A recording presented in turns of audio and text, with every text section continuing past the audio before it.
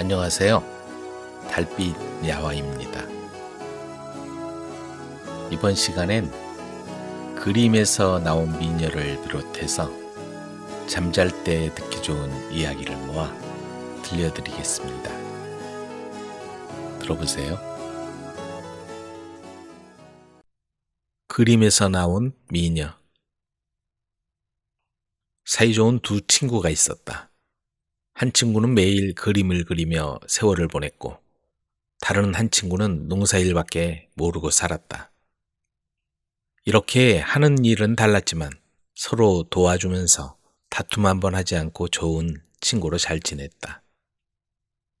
그런데 어느 해 농사일을 하던 친구의 부인이 세상을 떠났다. 아내를 잃고 보니 낮에 자식들이 일하러 나가면 종일 빈방에 홀로 앉아 먼 산만 바라보았고 술상을 차려주며 술 한잔 따라줄 사람도 없이 보통 외로운 것이 아니었다. 하루는 그림을 그리는 친구가 찾아왔다. 친구가 찾아오자 반가운 나머지 이말저말 주고받다가 슬픈 얘기가 흘러나왔다. 이복의 친구, 마누라가 떠나고 늘 마음 한구석이 텅 비어 그저 서글픈 생각만 드는구먼. 그렇겠지. 자네의 그 적적하고 외로운 마음을 내가 풀어주지. 아니, 무슨 좋은 방법이라도 있나? 며칠만 기다리게.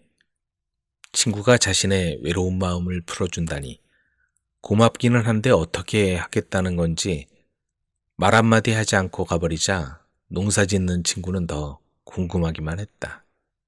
하지만 며칠 기다리라고 했으니 친구를 기다리는 수밖에 없었다. 며칠이 지나 그림 그리는 친구가 오더니 싱글벙글 웃으며 친구 앞에 그림 한 장을 내놓았다. 그 그림을 보니 휘휘 늘어진 수양버들 아래 아담하고 정결한 초가집이 있고 환한 방에는 하늘의 선녀 같은 여인이 머리를 숙이고 곱게 앉아 있었다. 그림은 아주 훌륭했고 그림 속의 여인 또한 절세 미인이었다. 여보게 친구, 그림은 아주 잘 그렸네만 이걸 가지고 어떻게 외로운 마음을 풀라는 건가? 그림의 떡이라고 그림 속의 여인은 보기만 예쁘지 어디 말 한마디 할 수가 있나, 술 한잔 따라 줄 수가 있나. 이건 공연히 내 마음만 부채질하는 걸세. 친구, 그렇지 않네. 이 그림은 조화가 있는 그림일세. 내 친구를 위해 온갖 정성을 다했으니 시키는 대로만 하게. 심심하면 이 그림 속의 여인을 보고 여기 내려와 한 잔 따르게 하란 말일세. 그러면 여인이 나와서 술 친구도 되어주고 말벗도 되어주어 외롭지 않을 걸세. 하지만 절대 음탕한 마음을 가져서는 안 되네. 음탕한 마음을 갖게 되면 그 순간 모든 게 허사가 되고 마네. 거참 고맙네. 친구의 말을 명심하겠네. 친구가 돌아가자 농사짓는 친구는 그림을 방에 붙여놓고 바라봤다. 그림이라도 쳐다보고 있으니 그림 속 여인과 함께 있는 것 같아서 혼자 방에 앉아 있는 것보다는 외로움이 훨씬 덜했다. 그러나 쳐다보면 볼수록 그림 속의 여인이 정다워져 견딜 수가 없었다. 그래서 농사짓는 친구는 시험 삼아 친구가 시킨 대로 말문을 열었다. 이 사람 그 안에 앉아있지만 말고 이리로 와서 한 잔 따르게나. 그러자 갑자기 방 안에 향기가 진동하더니 정말 그림 속 미인이 나와 술상을 차리고 술을 따랐다. 어서 드시지요. 그 술맛 좋다. 한 잔 더 따르게. 그림 속에 있던 여인은 시키는 대로 머리를 숙이고 술 한 잔을 또 따랐다. 이렇게 한 잔, 두 잔 부어주고 마시고 하다 보니 술도 거나해졌고 기분도 좋아져 적적하던 마음은 온데간데 없이 말끔히 사라졌다. 자, 이제 됐으니 그만하세. 그럼 물러가옵니다.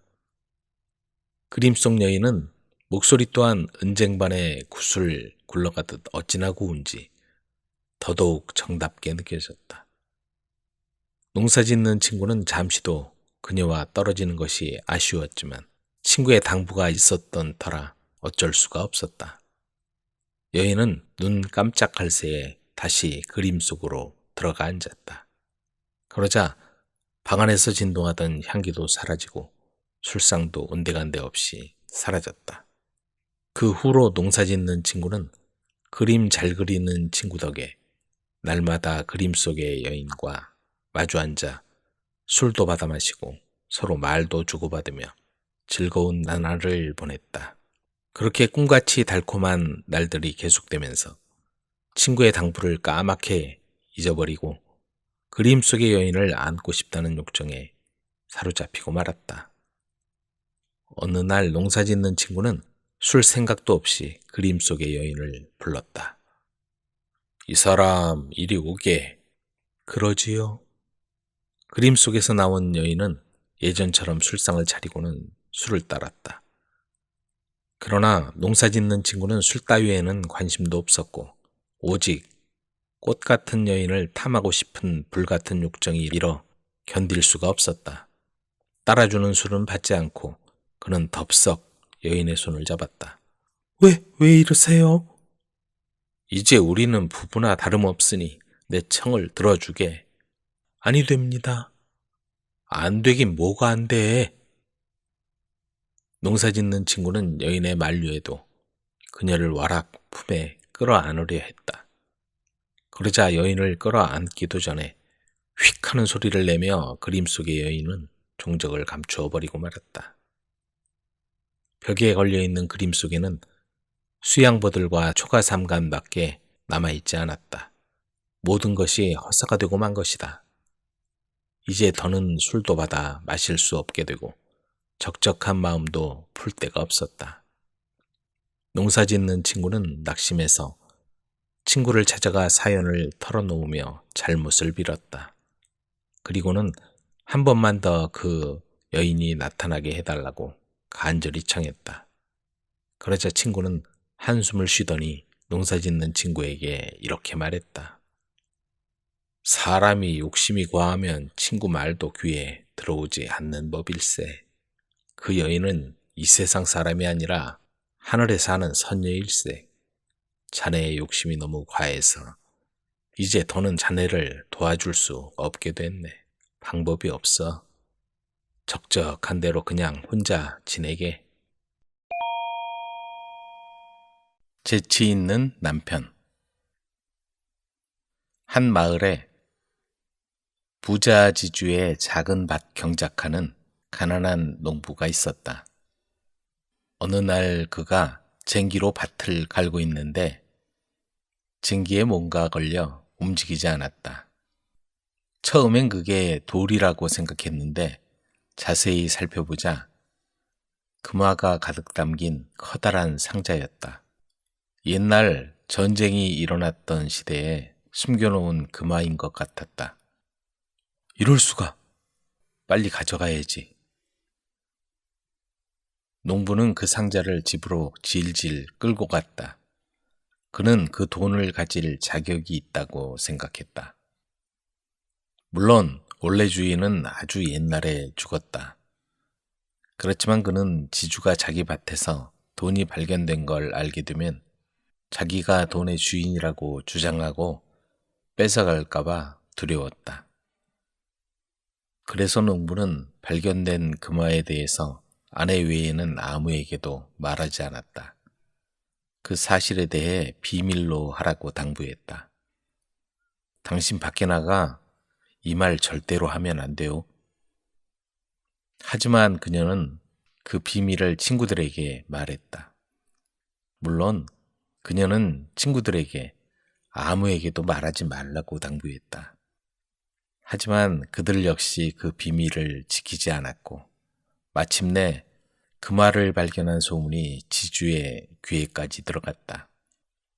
그러자 지주는 당장 농부의 오두막집으로 말을 몰고 갔다.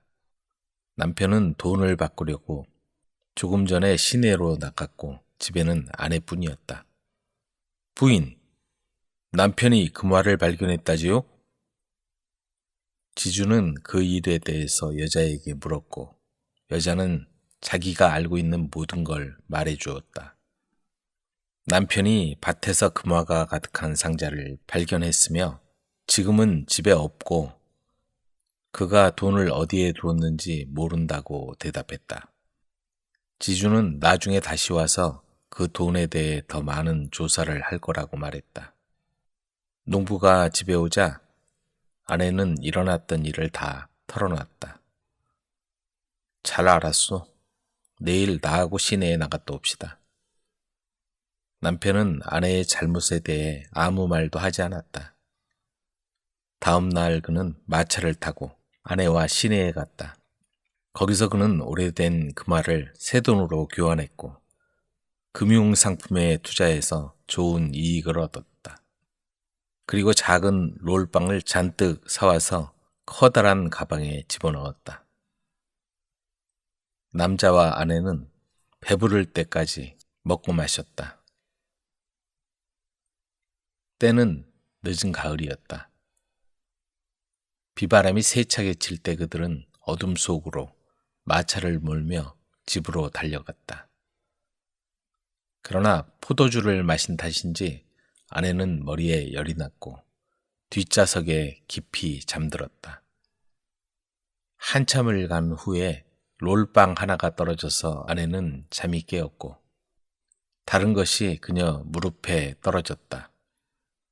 그리고 다시 잠이 들자마자 롤빵이 비오듯 떨어졌다.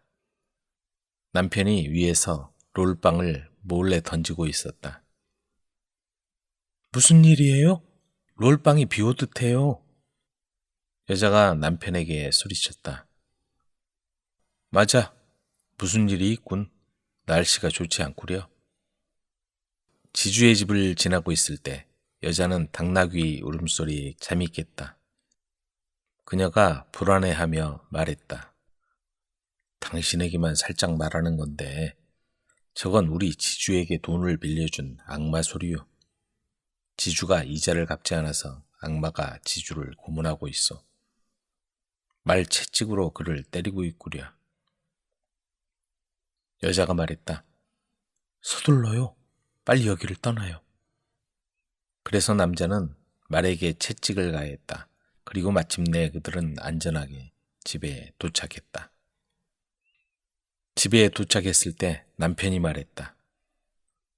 들어봐요, 여보. 우리 시내에 있을 때 나쁜 소문을 들었어. 지금 적군이 쳐들어와서 밤이면 이웃 마을까지 올 거라네. 당신은 감자 저장실에 숨어 있어. 그동안 난 위층으로 올라가서 우리 재산을 잘 지킬 테니까. 그래서 농부의 아내는 지하 저장실로 내려갔고 남편은 총을 들고 밖으로 나가서 총을 쏘며 큰 소리로 비명을 질렀다. 밤새도록 아내가 잠을 못 자게 하려는 것이었다. 농부는 아침 무렵에 아내에게 올라와도 된다고 말했다. 다행이요. 우리 재산을 지킬 수 있어서 밤새 적들과 싸웠지. 그들은 후퇴할 수밖에 없었고 죽었거나 부상당한 사람이 많았어. 하나님 감사합니다. 모든 게 잘 끝났어요. 전 놀라서 죽는 줄 알았어요. 며칠 후에 지주가 말을 몰고 와서 오두막집 앞에 서 있는 농부를 찾았다. 당신 내 밭에서 찾은 보물 어디 있어? 그가 물었다. 남자는 보물에 대해서 아는 바가 없다고 말했다. 거짓말. 그걸 부인하면 당신에게 도움이 안 돼. 당신 마누라가 모두 말했으니까. 지주가 큰 소리를 치며 겁을 줬다. 이해가 가네요. 제 아내는 가끔 조금 이상해요. 하는 말을 항상 믿을 수가 없지요. 농부가 이마를 만졌다. 그때 지주가 여자를 불러서 자기한테 남편이 밭에서 돈이 잔뜩 들어있는 금화를 발견했다고 자백한 게 사실인지 아닌지 물었다. 확실해요. 저는 남편과 함께 시내에 갔고 거기서 남편이 오래된 돈을 새 동전으로 바꿨어요. 그게 언제요? 지주가 물었다. 그게 무서운 강풍이 불어서 롤빵이 내렸을 때죠. 롤빵? 말도 안 돼. 그게 언제였냐고. 적이 우리 마을을 침입한 후에 우리 밭에서 큰 전쟁이 일어난 날이요. 무슨 전쟁? 그리고 무슨 적? 미쳤다는 생각이 드는군. 정확하게 말해보시오. 돈을 바꾸러 시내에 언제 갔지? 그때 아내가 울었다. 왜냐면 지주가 악마에게 두들겨 맞았다는 사실이 너무 슬펐기 때문이다. 악마가 당신을 고문하고 때린 날 저녁이요. 당신이 악마한테 빌린 돈을 갚지 않아 두들겨 맞은 날이요. 무슨 소리를 하는 거야? 말도 안 되는 소리를 하고 있구먼. 날 놀리는 거요? 그는 화가 나서 소리를 질러대더니 말을 몰고 가버렸다. 그리고 다시는 그 금화에 대해 묻지 않았다. 남편의 재치로 그들은 위기를 슬기롭게 잘 이겨냈다. 그리고 얼마 후 다른 지방에 커다란 농장을 사서 그곳에서 성실하고 행복하게 잘 살았다. 소금의 필요성.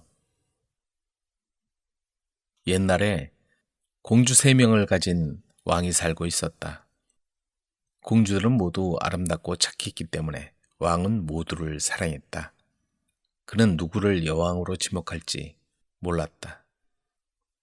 왕의 생일이 다가오자 그는 3딸을 모두 불러 말했다. 내 딸들아, 나는 너희 모두를 사랑한단다. 그리고 오랫동안 누구에게 자리를 물려주어야 할지 생각해봤지만 결정할 수 없었단다. 하지만 이제는 내 생일날, 사람에게 가장 필요한 물건을 가져오는 사람에게 여왕의 자리를 물려주기로 했단다. 자, 이제 나가서 그 물건을 찾아오너라. 왕의 생일이 얼마 남지 않아서 언니 2명은 왕에게 가장 필요하고 값진 물건을 생일 선물로 가져왔지만 막내는 포장한 상자 안에 소금을 담아왔다. 왕은 막내의 선물을 보자 매우 화를 내며 그녀를 성 밖으로 쫓아냈다. 그리고 다시는 성 안으로 들어오지 못하도록 명령했다. 왕에게 쫓겨난 딸은 깊은 슬픔에 빠진 채 정처 없이 걸었다. 한참 걷고 난 후에 그녀는 여관에 도착했다. 그곳에서 그녀는 유리에 완전히 빠져있는 여관 여주인을 발견했다. 그녀는 그 여인으로부터 요리를 배우게 되었고 얼마 지나지 않아 여관 주인보다 더 솜씨가 좋아졌다. 이 여관에 훌륭한 요리사가 있다는 소식이 온 나라 안팎으로 퍼졌다. 이곳을 지나가는 사람과 돈을 가진 사람들은 모두 그녀의 훌륭한 요리를 먹으려고 모여들었다. 왕도 요리사의 명성에 대해서 듣게 되었고 그녀를 궁중요리사로 고용했다. 어느덧 첫째 공주가 결혼하게 되었고 그 유명한 요리사는 재료를 아끼지 말고 결혼 음식을 장만하라는 명령을 받았다. 결혼식 날 식탁이 모두 채워질 때까지 맛있는 요리들이 하나둘씩 나왔다. 그곳의 모든 사람은 매우 만족했고 모두 요리사를 칭찬했다. 마침내 왕이 가장 좋아하는 요리가 도착했다. 숟가락을 들어 요리를 맛본 왕은 매우 화를 내며 소리쳤다. 이 요리는 소금이 들어있지 않구나. 당장 요리사를 내 앞에 데려오라. 그들은 당당하게 문을 열고 들어오는 요리사를 바라보았다. 이게 대체 무슨 맛이냐? 너는 왜 이 음식에 소금을 넣지 않았느냐? 왕이 그녀에게 호통을 쳤다. 요리사가 대답했다. 왕께서는 막내딸이 가져온 소금이 쓸모없다고 생각하여 내쫓지 않았습니까? 이제는 막내딸이 틀리지 않았다는 사실을 아시겠죠? 옳다, 옳아. 네 말이 모두 옳은 것 같구나. 부디 나를 용서해다오. 너무 오랫동안 고생시켜 미안하다. 왕은 그제야 막내딸을 알아보고 용서를 구했으며 막내딸은 아버지를 용서했다. 그 후 왕은 딸들과 오래도록 행복하게 잘 살았다고 한다. 악마를 골탕 먹인 사나이. 엘 비자론이라는 사람이 일자리를 구하려고 돌아다니고 있었다. 그는 피곤하지도 않은지 먼 곳도 마다 않고 돌아다녔다. 어느 날 그는 악마가 하인을 구한다는 소식을 들었다.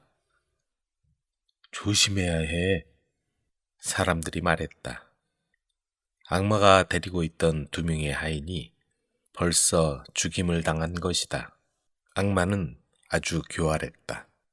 그를 위해 일했던 사람들은 모두 순식간에 죽임을 당하고 말았다.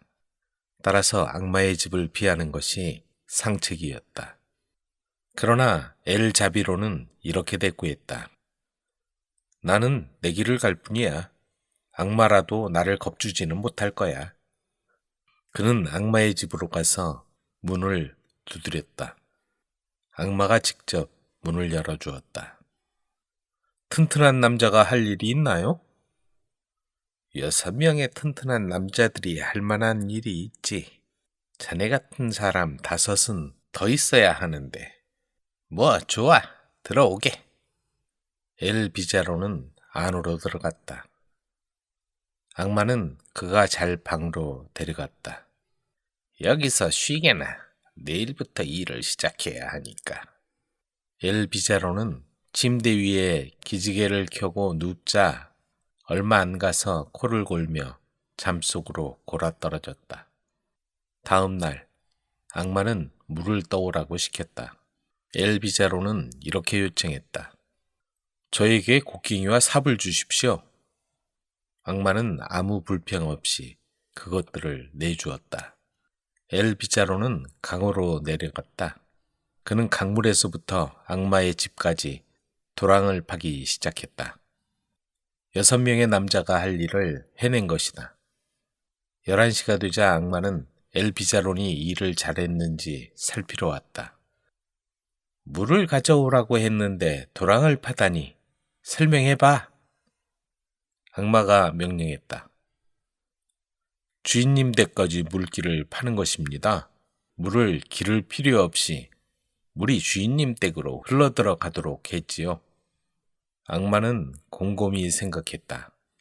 엘 비자론이 땅을 아주 잘 파는 것이었다. 도랑은 벌써 사람 하나 정도 밀어 넣을 수 있을 정도의 깊이였다. 게다가 이 남자는 머리도 잘 굴렸다. 악마는 그 점이 전혀 마음에 들지 않았다. 기분이 나빠진 악마는 집으로 돌아갔다. 며칠 후 악마는 엘 비자론에게 나무를 해오라고 시켰다. 엘 비자론은 이번에도 요구했다. 아주 긴 줄을 한 묶음 주십시오. 악마는 별다른 불평 없이 내주었다. 엘 비자로는 어깨에 줄묶음을 메고 산으로 갔다. 그는 산속의 나무둘레에 줄을 감기 시작했다. 그 숲 전체의 나무들에 감는 것이었다. 줄의 길이는 충분했다. 산속을 돌아다니다 보니 신발 뒤축이 아주 얇게 닳아버렸다. 11시가 되자 악마는 엘 비자론이 지금까지 얼마나 일을 했는지 보려고 왔다. 악마는 그가 산 둘레를 줄로 감아놓은 것을 발견했다. 당연히 악마는 이유를 알고 싶어 했다. 지금 뭐라는 거지? 엘 비자론이 대답했다. 산의 나무들을 줄로 단단히 감아서 단 한 번에 운반해 가려는 것입니다. 악마는 이게 무슨 무식한 행동인가 싶었다. 그래서 엘 비자론을 데리고 집으로 돌아갔다. 물론 산을 통째로 가져가는 일은 없었다. 뒷마당에 산을 들여다 놓을 공간이 있을 리가 없으니까. 얼마 후에 수막대 던지기 시합이 바닷가에서 벌어졌다. 악마는 이 힘센 녀석을 경기에 내보내면 되겠다고 생각했다. 그 정도 근육을 가진 녀석이라면 쉽게 우승을 해서 상을 가져올 수 있겠다 싶었던 것이다. 악마는 엘 비자론의 어깨에 수막대 한 개를 짊어지게 한 후 그를 데리고 바닷가에 갔다. 바닷가에는 많은 사람이 연습하면서 경기를 준비하고 있었다. 하지만 엘 비자론만은 예외였다. 그는 햇빛이 비치는 모래밭 위에 몸을 구부리고 누워서 낮잠을 잤다. 시간이 흘러서 경기가 시작되었다. 엘 비자론의 차례가 되었다. 저 멀리 있는 배들을 옮겨주세요. 그렇지 않으면 한 방에 저 배들이 가라앉게 될 겁니다. 그가 소리쳤다. 엘 비자론의 말처럼 하는 것은 불가능했기 때문에 사람들은 그가 쇠막대를 던지지 못하게 했다. 모든 사람이 실망했다. 특히 악마는 엘 비자론이 힘이 세고 영리해서 점점 더 걱정이 되었다. 그리고 여우의 꾀를 가진 힘센 황소는 너무 위험하다고 결론을 내렸다. 그 녀석을 자기 손으로 없애야 하겠다고 생각했던 것이다. 악마와 엘 비자론은 집으로 돌아왔다. 악마는 아주 달콤한 목소리로 제안하기를 그날 밤에는 통구이용 석쇠 위에 몸을 뻗고 누워 자면 좋겠다고 하면서 엘 비자론이 그 아래에서 자는 것이 좋겠다고 했다. 안 될 게 뭐가 있겠습니까?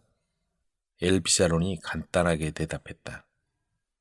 완벽한 준비가 갖추어졌다.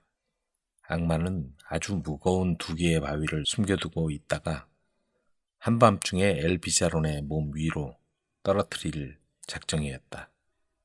밤이 되자 악마와 엘 비자론은 각자 자기 자리에 누웠다. 악마는 높은 석쇠 위에 누웠고 엘 비자론은 그 아래에 누웠던 것이다. 그러나 엘 비자론은 악마가 평소보다 훨씬 더 무겁다는 것을 알아챘다. 그리고 의심하기 시작했다. 엘 비자론은 악마 모르게 자기 잠자리를 뚝 떨어진 곳으로 옮기고 기다렸다. 한밤중에 그는 바위가 떨어지는 소리를 들었다. 그는 즉시 소리쳤다. 이런, 모기가 물었군. 악마는 몸 위로 2개의 큰 돌덩이를 떨어뜨렸는데 엘 비자론이 겨우 벌레 한 마리가 문 정도로밖에 느끼지 못한다고 생각했다. 악마는 충격을 받고 혼란스러워했다. 뼛속까지 흔들리는 느낌이었다. 악마는 엘 비자론의 상태를 확인하려고 위에서 내려왔다. 엘 비자론은 긁히거나 멍든 자국 하나 없이 통구이용 석쇠 아래 앉아 있었다. 그 옆에는 부서진 바윗돌이 놓여 있었다. 아, 저는 모기인 줄 알았는데 바윗돌이었군요. 어째서 저것들이 여기에 떨어졌을까요? 엘 비자론이 궁금하다는 듯이 말했다. 이제 악마는 겁에 질려 이를 갈았다. 그는 이를 갈면서 외쳤다. 자네가 내 집을 떠나준다면 당나귀 한 마리에 은을 가득 실어서 주겠네. 아주 멀리 가줘야겠어. 저 하늘의 달까지 가버리면 더욱 좋고 더 먼 곳으로 가주면 더욱 좋아.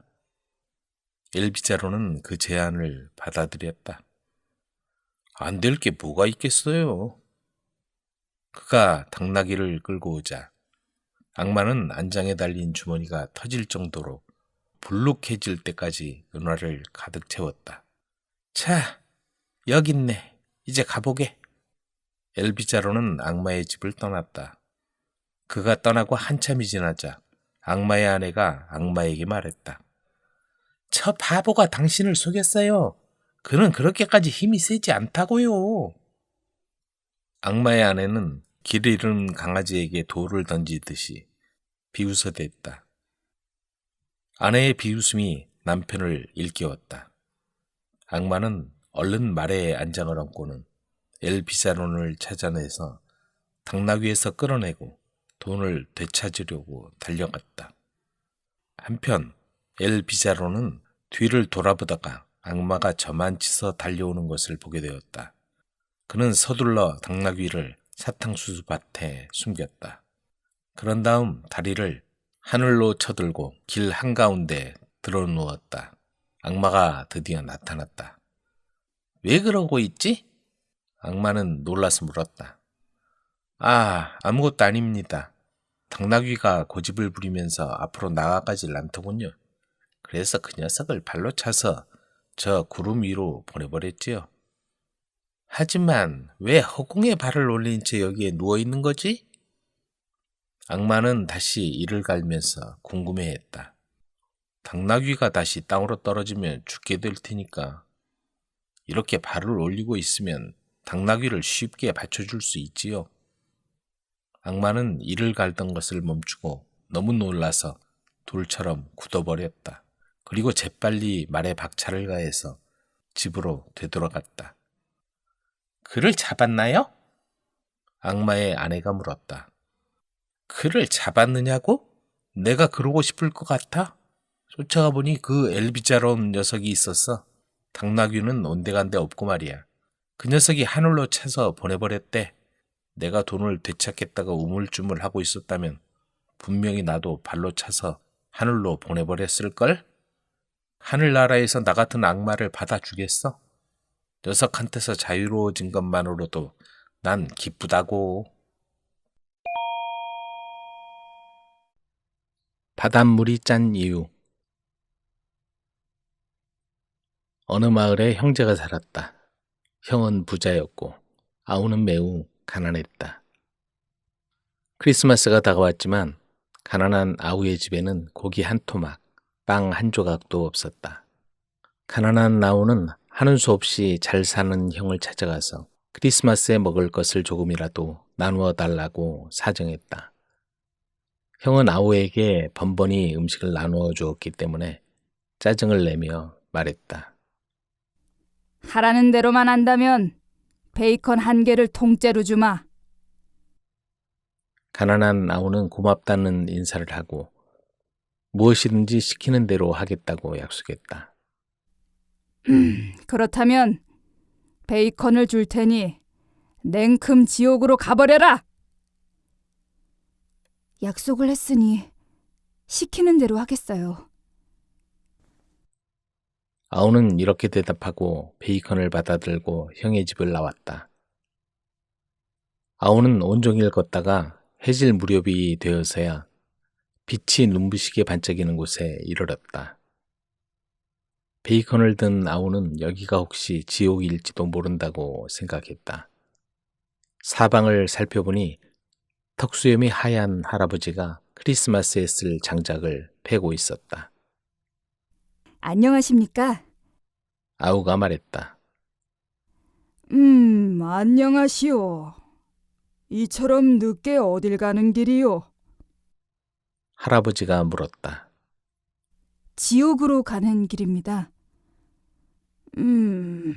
그렇다면 바로 여기가 지옥이요. 할아버지가 말했다. 지옥에는 고기가 귀하니까 지옥 안에 들어가면 다들 그 베이컨을 사려고 할 거요. 하지만 문 뒤쪽에 있는 맷돌을 줄 때까지는 베이컨을 절대 내놓지 마시오. 당신이 맷돌을 가지고 나오면 내가 그 사용법을 가르쳐 주리다. 가난한 아우는 할아버지의 친절한 충고에 고맙다는 인사를 하고 지옥의 문을 열었다. 그 안에 들어가 보니 과연 할아버지의 말대로였다. 큰 악마, 작은 악마가 개미떼처럼 몰려들어 베이컨을 달라고 졸랐다.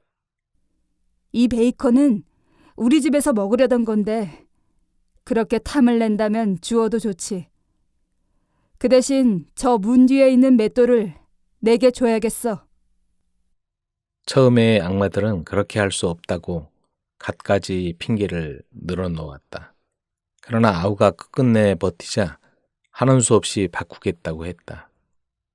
아우가 맷돌을 가지고 밖으로 나오자 턱수염이 하얀 할아버지는 맷돌이 쓰이는 곳과 돌리는 방법을 가르쳐 주었다. 아우는 그 방법을 익힌 다음 고맙다는 인사를 하고 급히 집으로 돌아왔다. 빨리 갔는데도 집에 도착하니 크리스마스 이브를 알리는 자정의 종소리가 울렸다. 어디를 갔다가 오시는 길이죠? 그의 아내가 물었다. 애타게 기다렸어요. 크리스마스 이브에 먹을 죽이라도 끓이려 해도 장작이 있어야죠. 먼 곳까지 다녀와야 할 일이 있어서 일찍 오지 못했소. 그 대신 좋은 것을 보여주리다. 아우는 이렇게 말한 다음 맷돌을 테이블 위에 놓았다. 먼저 등불이 나오게 했다. 그 다음 상보, 맛있는 음식 등 크리스마스 파티를 위해 필요한 것은 무엇이든지 다 나오게 했다. 말만 떨어지면 맷돌에서는 무엇이든지 쏟아져 나왔다. 아내는 맷돌에서 갖가지 물건이 나오는 것을 보고는 이제 우리에게도 행운이 왔다고 생각했다. 그리고 어디서 이런 맷돌을 구했느냐고 물었지만 아우는 끝내 가르쳐 주지 않았다. 아무리 물어도 소용이 없어. 무엇이든지 나오니 그만하면 됐잖소. 그러면서 아우는 먹을 것, 마실 것, 과자 등 크리스마스에 필요한 것을 모두 마련했다. 사흘 후에는 친구들을 불러서 큰 파티를 열었다. 돈 많은 형은 몹시 못마땅하게 생각했다. 가난하던 아우가 갑자기 잘 살게 된 것을 보고 셈이 났던 것이다. 바로 며칠 전만 해도 먹을 게 없다고 내게 양식을 얻으러 왔었지. 그런데 지금은 귀족 못지않은 파티를 하다니 정말 이상한 일이야. 돈 많은 형은 만나는 사람마다 붙들고 이렇게 말했다. 그리고 아우에게 넌 어떻게 그 많은 재물을 모았느냐? 하고 물었다. 다 생길 만한 데가 있지요. 아우는 사실대로 말하기가 싫어서 얼버무려 버렸다. 그러나 차차 술기운이 오르자 맷돌에 대한 이야기를 숨길 수가 없었다. 그래서 맷돌을 들고 나와서는 재물을 만들어낸 것은 바로 이 맷돌입니다. 하고는 맷돌을 돌려서 갖가지 물건을 만들어 보였다.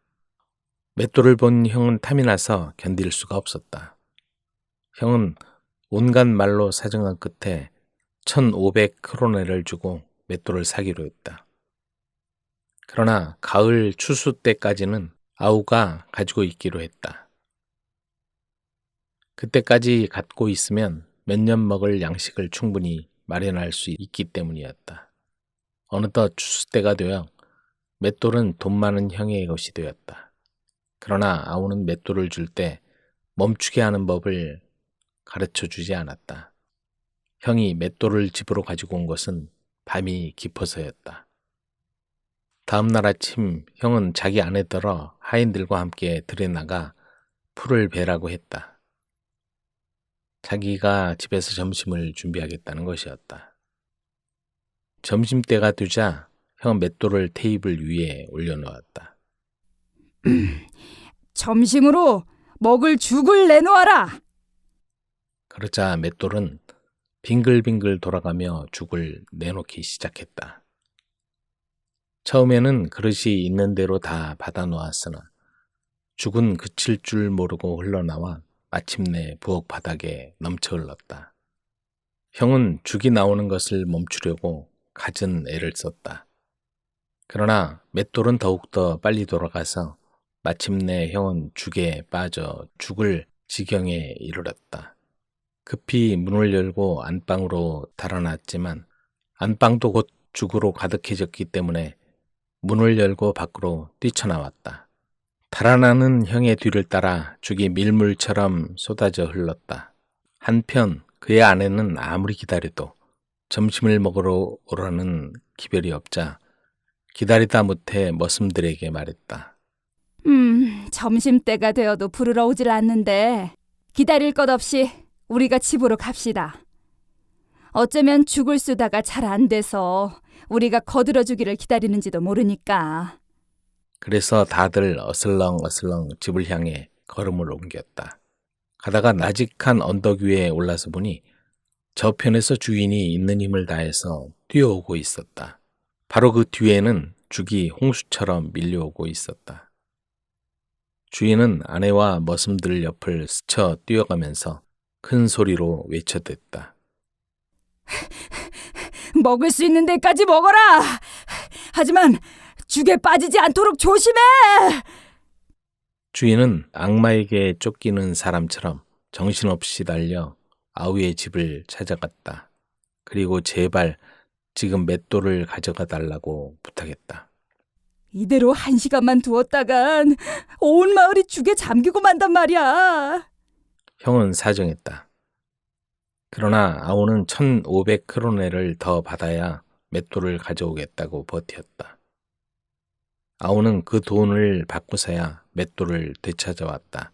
그래서 아우는 형의 집보다 몇 배나 훌륭한 집을 짓고 맷돌을 돌려 많은 금을 나오게 해서 황금 기와로 지붕을 이었다. 아우의 집은 바닷가에 있었으므로 황금 지붕이 반짝이는 빛은 멀리 바다 저편에서도 보였다. 배를 타고 그 앞바다를 지나는 사람은 누구나 잠시 육지에 올라 황금 지붕의 집을 찾았고 신기한 맷돌을 구경했다. 맷돌의 이야기는 곧 널리 퍼져서 모르는 사람이 없을 만큼 유명해졌다. 하루는 선장 한 사람이 찾아와서 맷돌을 보자고 했다. 맷돌을 본 그는 소금도 나오게 할 수 있느냐고 물었다. 물론이죠. 소금뿐 아니라 뭐든지 다 나오게 할 수 있죠. 아우가 대답했다.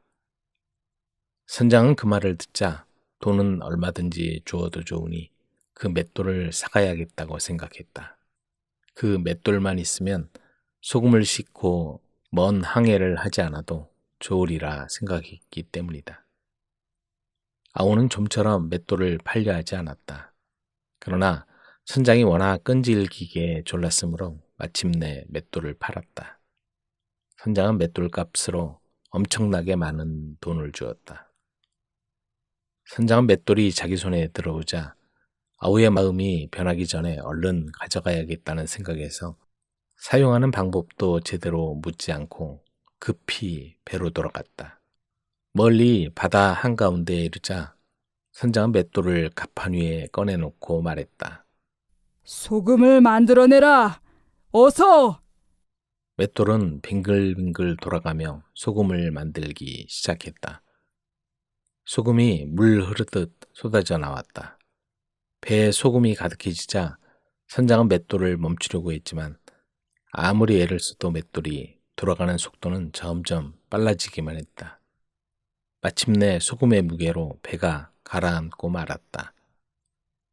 맷돌은 바닷속에 가라앉아 지금껏 돌아가며 소금을 만들어내고 있을지도 모른다. 바닷물이 짠 것은 바로 그 때문일 것이다. 그건 꿈이야. 여행을 하다가 처음으로 어느 도시에 오게 된 젊은이에 관한 이야기입니다. 거리를 헤매던 젊은이가 어느 집을 들여다보다가 아름다운 아가씨가 차를 마시고 있는 걸 보았다. 한눈에 그녀의 모습에 반한 젊은이가 그날부터 매일 그 집 앞을 지나가며 그녀를 한 번이라도 더 보려고 했었다. 어느 날 젊은이가 그녀를 찾아가서 벽난로에서 담뱃불을 빌릴 수 있는지 물었다. 이렇게 하여 두 사람은 대화를 나눴고 그는 아가씨에게 궁금한 걸 물어볼 수 있었다. 당신 결혼하셨나요? 아니요, 결혼 안 했어요. 그런데 그건 거짓말이었다. 그녀는 이미 결혼을 했고 남편은 게으름뱅이였다. 그는 거리를 이리저리 쏘다니다가 밤이 돼서야 집으로 돌아오곤 했으며 아예 오지 않는 날도 있었다.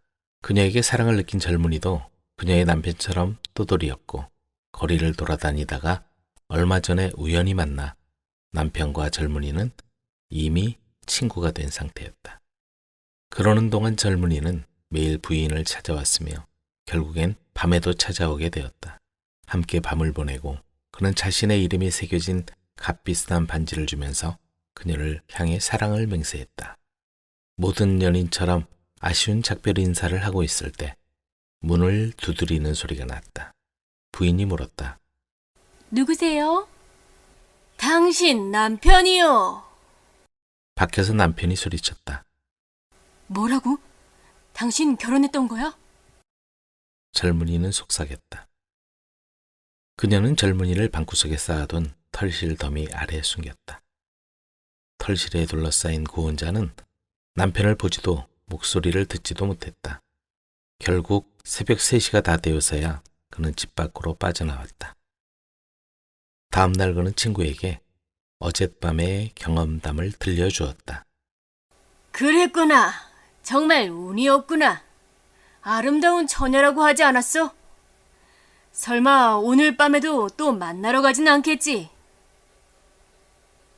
그래도 갈 거야. 너도 알겠지만 새로운 사랑이 시작된 걸. 남편이 경쟁자를 쉽게 잡을 거라고 생각했다면 그건 착각이었다. 부인은 무척 재빠르고 영리하여 항상 애인을 다른 장소에 숨겨주었기 때문이다. 더 나쁜 건 다음 날 남편은 젊은이의 지난밤의 모험담을 들어주어야만 했다. 친구여, 젊은이는 말을 시작했다. 그 남편은 이제 기회가 없어. 그는 비열하고 분노에 가득 찼지. 그녀는 남편이 가까이 오지도 못하게 할 정도라니까. 자, 들어봐. 남편이 집안을 샅샅이 뒤지곤 하지만 그녀는 날 어디에 숨겨야 할지 이미 알고 있다니까. 그래, 내 말을 들으니 그녀가 너에게 푹 빠진 게 틀림없구나. 넌 참 운도 좋다. 어느 날 밤 더 이상 애인을 숨길 데가 없어진 부인은 부엌 옆 쓰레기통에 그를 들어가게 했다. 젊은이가 숨기에는 역겨운 장소였지만 다른 방법이 없었다. 남편은 집안을 샅샅이 뒤지고 쓰레기통에 돌멩이를 던지며 말했다. 이놈 어디에 있는지 이거나 받아라. 이 더러운 놈아. 돌멩이가 떨어지자 젊은이의 머리끝에서 발끝까지 오물이 묻었다. 그렇지만 꼭 참고 숨어 있었다. 다음 날 젊은이는 이 사실을 친구에게 털어놓았고 남편은 모든 사실을 눈치채게 되었다. 그는 겉으론 별로 관심 없는 척 하려고 했으며 아내의 애인에게 잘했다며 등을 두드려 주었다. 그러던 중 그는 멀지 않은 시골에 사는 장인을 만나러 떠났다. 그는 장인에게 말했다. 당신 딸이 어떤 사람인지 알아야만 합니다. 그러면서 그동안의 일을 모조리 털어놓았다. 아버지는 즉시 딸을 데리고 와서 방에 가두어 버렸다. 그런 다음 장인은 사위에게 친구를 저녁 식사에 초대하라고 시켰다. 딸이 정말로 죄를 지은 것인지 판단하기 위해서였다. 만일 정말 딸이 잘못을 저질렀다면 그 자리에서 두 사람을 죽여버릴 수도 있는 일이었다. 남편은 얼마 지나지 않아 친구를 데리고 왔다. 밤이 되자 세 남자가 술을 곁들인 저녁을 먹으러 식탁에 둘러앉았다.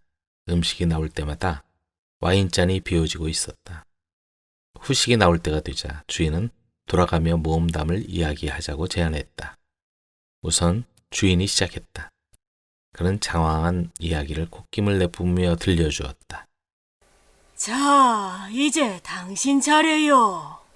주인은 초대받은 손님을 가리키며 말했다. 좋습니다. 손님은 상황을 전혀 눈치채지 못한 채 주인의 딸과 함께한 경험담을 자세하게 털어놓기 시작했다. 불쌍한 여자는 문틈으로 모든 것을 듣고 있었다. 돌멩이와 쓰레기통에 관한 부분을 이야기하려 할 때 그는 목이 타들어가는 갈증을 느껴 물 한 잔을 달라고 했다. 와인을 드시오. 두 남자가 권했다. 하지만 그는 물을 원했다. 그는 다행히 구제받을 수 있었다. 왜냐하면 하녀가 물을 가지러 부엌에 온 사이 주인의 딸이 창문 틈으로 하녀 몰래 물컵 속에 애인이 주었던 반지를 떨어뜨렸기 때문이다. 반지를 본 손님은 물을 다 마시고 반지를 주머니에 넣고 이야기를 계속했다. 그래서 그 남편이 집안을 샅샅이 뒤지고서도 나를 찾지 못했지요. 마침내 화가 난 그는 돌멩이를 집어들고 쓰레기통에 던지며 말했어요. 이놈 어디에 있든지 이거나 받아라. 이 더러운 놈아. 그런데 그게 적중했지요. 나는 오물을 뒤집어 썼으니까 말이에요. 정말 그때 나는 땀에 젖고 무서워서 죽을 뻔하다가 꿈에서 깨어났답니다. 뭐라고? 그건 꿈이었단 말인가? 주인이 외쳤다. 그럼 절 어떻게 보신 겁니까? 제가 정말 그런 일을 저지르고 이야기한다고 생각하셨단 말입니까? 그리고 그는 그곳에서 슬며시 빠져나왔다. 큰일 날 뻔했다고 생각한 그는 그곳을 당장 떠나기로 했다. 그리고는 하녀를 슬그머니 불러 그 반지를 주인의 딸에게 전해주라고 전했다. 장인은 이 비열하고 못된 게으름뱅이야.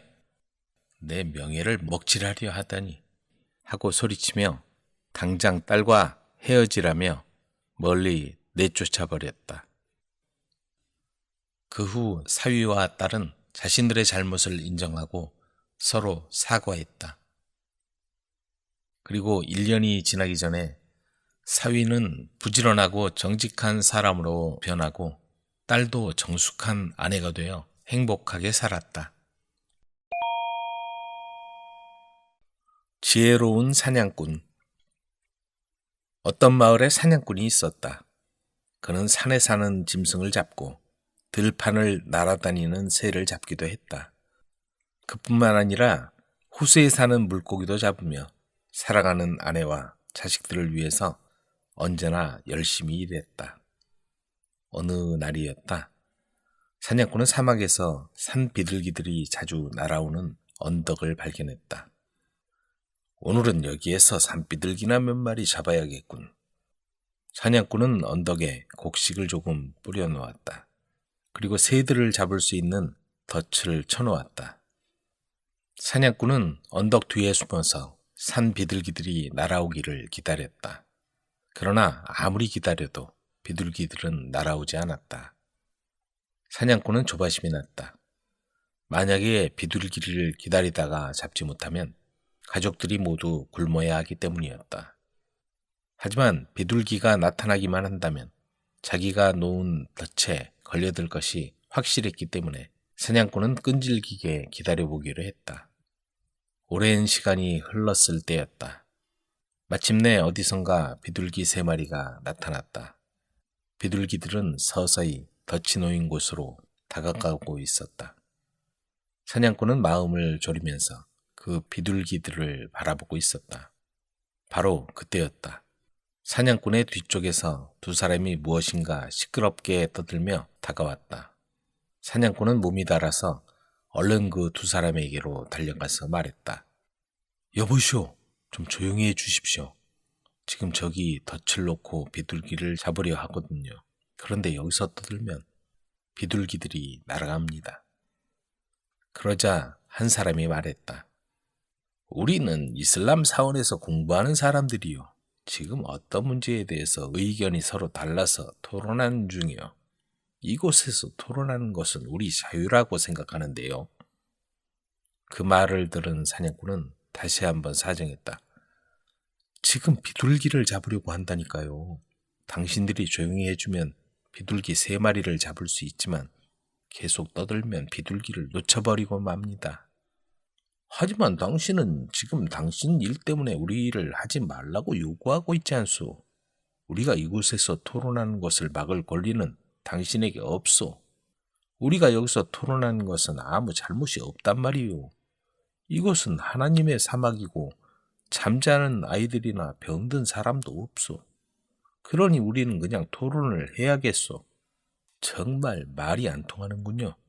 당신들이 계속 얘기를 하면 나는 비둘기를 놓치게 되고 그러면 당신들은 나에게 손해를 끼치게 된다니까요. 결과가 그럴지는 몰라도 그건 우리와 상관없는 일이요. 우린 다만 우리 문제를 토론하는 것뿐이라니까요. 사냥꾼과 이슬람 교도는 이렇게 자기 주장만 되풀이하며 입씨름을 하고 있었다. 그때 다른 이슬람 교도가 말했다. 여보시오, 그럼 이렇게 합시다. 당신 일을 위해서 우리가 침묵하는 것은 당신 일을 도와서 비둘기를 함께 잡는 거 아니겠소? 그러니까 잡은 비둘기를 한 마리씩 나눠 가집시다. 그 말을 들은 사냥꾼은 기가 막혀서 외쳤다. 그럴 수는 없어요. 나는 사냥꾼이고 새와 짐승을 잡는 것은 내 일이요. 비둘기를 잡으려고 미리 곡식을 뿌려두고 덫을 쳤단 말이요. 그런데 손 하나 까딱하지 않은 당신들과 함께 잡는 것이라고요? 그래서 한 마리씩 나눠야 한단 말입니까? 그러나 2사람의 이슬람 교도는 냉정하게 말했다. 당신이 사냥꾼이라서 당신 일을 해야겠다면 우리도 우리 문제를 토론하는 것을 계속해야겠소. 책을 읽고 토론하는 것이 우리 일이니까요. 당신이 우리 일을 방해할 아무 이유가 없지 않소. 사냥꾼은 한숨을 쉬었다. 아무리 말해도 결론이 나지 않는 일이 될 것이 뻔했으므로 사냥꾼은 별 수 없이 자기가 양보를 하기로 했다. 하지만 비둘기 2마리를 그냥 주는 것은 아무래도 억울하다는 마음이 들어서 이렇게 제안했다. 저는 사냥을 해서 먹고 사는 사람이며 딸린 가족도 많습니다. 당신들에게 비둘기 2마리를 드리면 나는 1마리만 남게 됩니다. 하지만 비둘기를 드리기로 하지요. 그 대신 부탁할 것은 당신들이 지금 토론하는 문제를 나에게도 가르쳐 달라는 것입니다. 어떻습니까?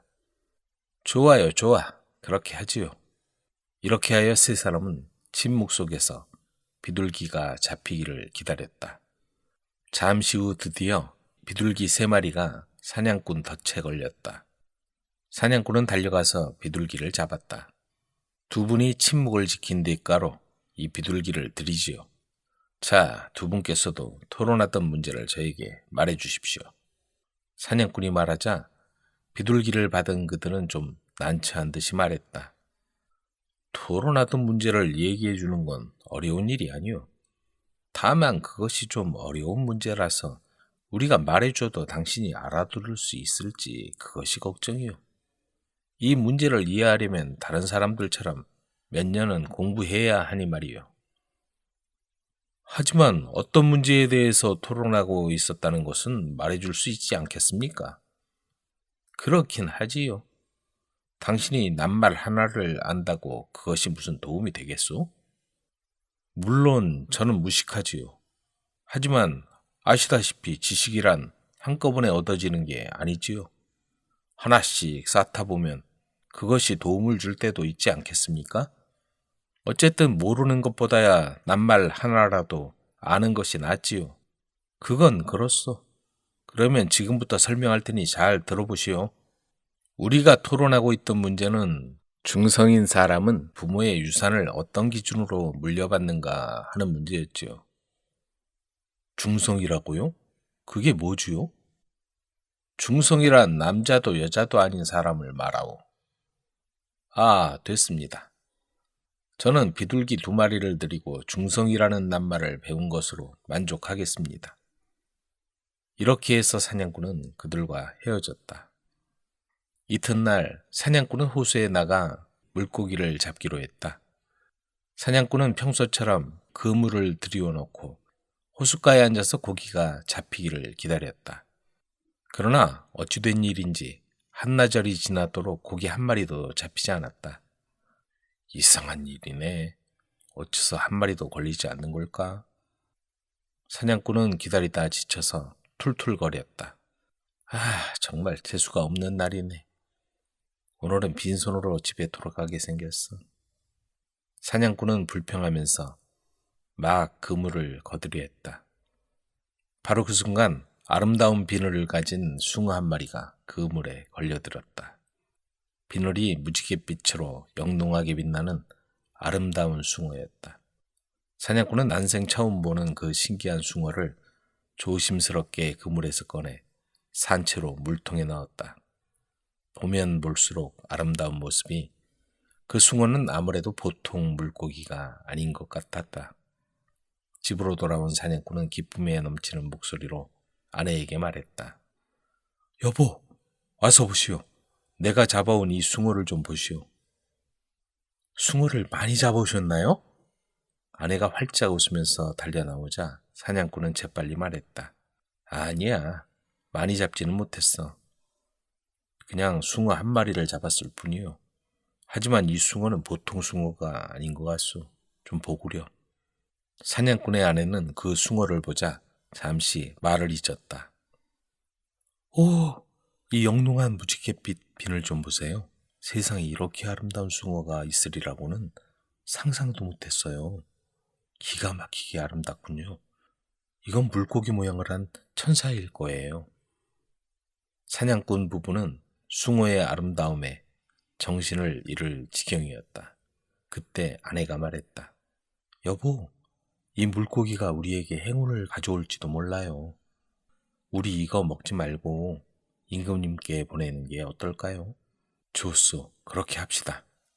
이렇게 아름다운 것을 끓여 먹는 것은 야만인이나 할 짓이요. 이 숭어는 왕궁의 대리석 연못에 들어가는 게 제격이요. 사냥꾼 부부는 이렇게 의견을 모으고 숭어를 깨끗한 물통에 넣고는 곧 왕궁으로 달려갔다. 사냥꾼이 도착했을 때 왕궁에서는 마침 인부들이 연못에 물을 갈아놓고 새로 사온 아름다운 물고기를 넣는 중이었다. 깨끗하고 호화롭게 장식된 왕궁의 연못에는 여러 가지 아름다운 물고기가 유유히 헤엄치고 있었으며 그 모습을 보려고 임금님과 신하들도 연못가에 나와 있었다. 임금님은 사냥꾼이 가져온 숭어를 보자 크게 기뻐했다. 왜냐하면 그 숭어는 연못 속의 값비싼 어떤 물고기보다도 아름다웠기 때문이다. 이렇게 아름다운 고기를 가져왔으니 매우 고마운 일이로다. 그 충성심에 대한 보답으로 금화 1,000개를 내리리라. 임금님이 명령하자 사람들은 입을 딱 벌렸다. 아무리 아름다운 물고기라지만 물고기 한 마리 값으로 금화 1,000개를 내리는 것은 지나친 일이라고 생각했던 것이다. 임금님이 걸핏하면 자기 기분 내키는 대로 말해버리는 버릇이 있는 것을 아는 신하가 임금님의 귀에 대고 말했다. 전하, 상금이 너무 많습니다. 물고기 한 마리에 금화 1,000개를 상금으로 내린 것을 백성이 알면 전하를 원망할 것입니다. 그리고 저 사람은 단 100개의 금화만 주어도 고마워할 것입니다. 임금님은 고개를 끄덕였다. 듣고 보니 그렇군. 하지만 이미 한번 입 밖에 낸 말을 거둬들인다면 더욱 채통없는 임금이 되고 말 것이다. 그러니 그대로 하라. 하오나 제게 한 가지 생각이 있사옵니다. 그대로만 하신다면 전하께서는 약속을 어기지 않고도 그 많은 상금을 주지 않게 됩니다. 그게 어떤 방법인가? 저 사람에게 이 물고기가 암컷인가 수컷인가를 물어보십시오. 그가 만약 암컷이라고 대답하면 수컷을 찾아오라 하시고 그가 수컷이라 하면 암컷을 데려와서 금화 1,000개를 받아가라고 하십시오. 그는 틀림없이 저 물고기의 짝을 찾지 못해서 왕궁에 올 수 없을 겁니다. 그때 다시 불러서 금화 100개만 주십시오. 그래도 저 사람은 기뻐하며 전하를 은혜로운 분이라고 생각할 것입니다. 신하의 설명을 듣고 난 왕은 그럴듯하다고 생각하여 그 사냥꾼을 불러서 물었다. 여봐라, 그대가 가지고 온 물고기가 암컷인지 수컷인지 알고 싶구나. 사냥꾼은 잠깐 당황한 표정을 지었다. 분위기를 보아하니 어쩐지 잘못 대답했다가는 좋지 못한 일을 당할 것도 같았다. 사냥꾼은 어떻게 대답해야 좋을지 몰라서 망설였다.